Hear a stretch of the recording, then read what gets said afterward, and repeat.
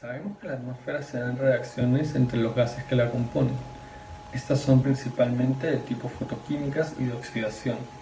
Las reacciones de oxidación son propiciadas fundamentalmente por la acción de radical hidroxilo y también en menor medida por el radical hidroperoxilo, entre otros. El radical hidroxilo es un compuesto químico de oxígeno e hidrógeno, con un electrón desapareado, por lo que se puede decir que es altamente reactivo. La importancia del hidroxilo se encuentra en el rol que desempeña en la formación de diferentes compuestos que tienen tanto efectos positivos como negativos. Existen varios caminos por el cual se puede formar el radical. Por ejemplo, en la zona alta de la troposfera y con ayuda de radiación de longitud de onda menor a 310 nanómetros, se puede disociar el ozono a través de la siguiente reacción. Al formar el radical hidroxilo, este va a reaccionar con otro para formar el oxidante H2O2 o agua y oxígeno atómico. Sin embargo, el radical hidroxilo no tiene una influencia tan positiva como aparenta, ya que el agua excitada puede disociarse en iones oxígeno e hidrógeno, los cuales van a tender a reaccionar con ozono, por ejemplo, en la estratosfera, para crear más radicales OH y así un ciclo. Entonces, el papel importante que juega este radical hidroxilo radica en la desaparición del ozono, tanto en la estratosfera como en la troposfera. En la estratosfera como mecanismo de desaparición del ozono y en la troposfera como la disminución de la concentración de este contaminante, que es el ozono troposférico. Además, al ser un catalizador, tiende a oxidar compuestos que favorecen a la formación de lluvia ácida, como por ejemplo el metano. Cabe resaltar que para que se dé la terminación de esta cadena de reacciones provocadas por el radical hidroxilo o cualquier otro radical, se requiere que ocurra cualquiera de las dos reacciones a continuación. Primero, que dos radicales reaccionen entre sí para formar otros dos compuestos no radicalarios, o que estos mismos radicales, junto con un tercer cuerpo, formen un compuesto no radicalario y también este mismo tercer cuerpo, ¿no? Entonces, si existen estas dos vías para eliminar radicales como el OH, ¿por qué el OH sigue siendo uno de los mayores oxidantes de la atmósfera? La respuesta radica en que estas reacciones de terminación son generalmente muchísimo más lentas que las de propagación. Además, la colisión efectiva entre dos radicales es muy poco frecuente debido a que se presentan en bajas concentraciones y su vida media es muy corta. En conclusión, es necesario y de crucial importancia tener un conocimiento exhaustivo de las fuentes y sumideros del radical hidroxilo para conocer con mayor detalle sus implicaciones tanto en la atmósfera como en las aguas superficiales de la Tierra. Ahora vamos a hablar un poco del ozono troposférico. El ozono troposférico, a diferencia del estratosférico, se produce y reacciona en la troposfera. Evidentemente, es un contaminante secundario. Esto quiere decir que se forma a partir de reacciones químicas de contaminantes primarios, los cuales se forman directamente en la troposfera. Esto se puede dar de manera natural o de manera antropogénica. Un ejemplo de contaminante primario podría ser el monóxido de carbono y el amoníaco, y de contaminante secundario el amonio y el ozono troposférico, por supuesto. Este compuesto representa gran importancia en daños medioambientales, ya que reacciona con compuestos como los óxidos de nitrógeno, o también conocidos como gases NOx, y con compuestos orgánicos volátiles, o conocido por sus siglas COBs.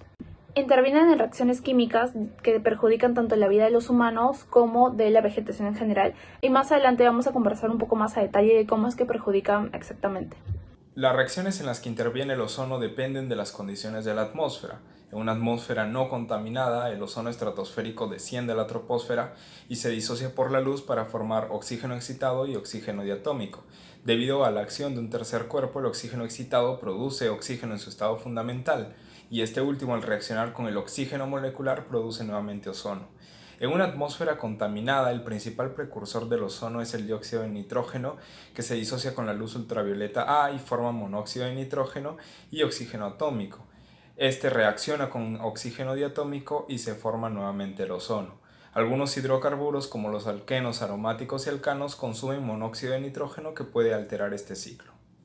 Dentro de los efectos que tiene sobre el medio ambiente están, en los materiales, al ser un compuesto altamente oxidante, degrada rápidamente polímeros naturales como el algodón, caucho y pinturas.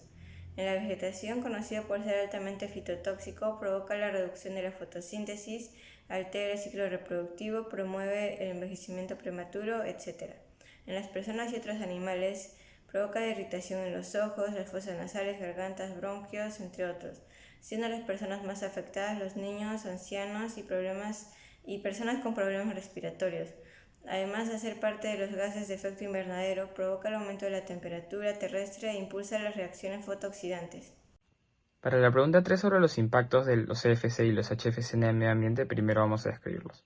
En primer lugar, los CFC o clorofluorocarbonos son moléculas compuestas principalmente de carbono, flúor y cloro. Son estables, lo cual les permite llegar a la estratosfera sin ningún problema. La presencia de cloro genera la destrucción del ozono. Uno de los impactos más importantes fue la reducción del casi 50% de la capa de ozono en las zonas del Ártico y la Antártida. La utilización de esto fue prohibida por el Protocolo de Montreal en 1987, debido a su impacto corrosivo en la capa de ozono y su alta capacidad de retención de calor, ya que es un gas de efecto invernadero.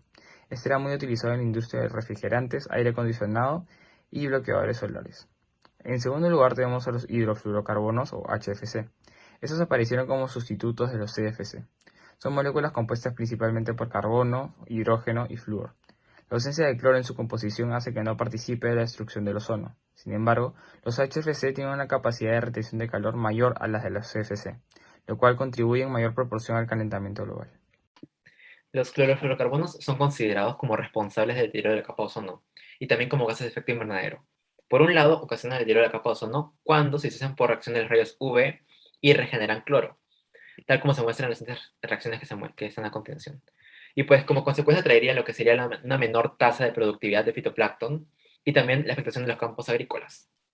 Y pues por otro lado también tiene un impacto en el calentamiento global, ya que poseen una mayor intensidad de radiación IR que el CO2 y poseen un alto tiempo de vida, que es aproximadamente entre 40 y 150 años en sí.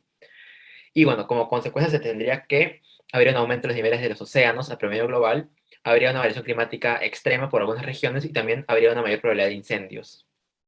Los hidrofluorocarburos HFC están compuestos principalmente por átomos de hidrógeno o flúor. Originalmente se creó en 1936, pero su uso no se dio hasta mediados de los 80 como alternativa de reemplazo de los CFCs o HCFCs, que son altamente contaminantes debido a que tienen un potencial de agotamiento del ozono igual a cero.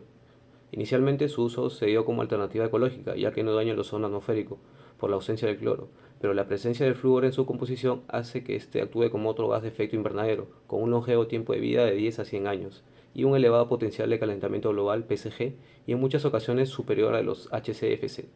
La exposición continua de algunos hidrocarburos puede causar efectos adversos en órganos vitales como el cerebro o el corazón, y depende bastante del compuesto al que esté expuesto.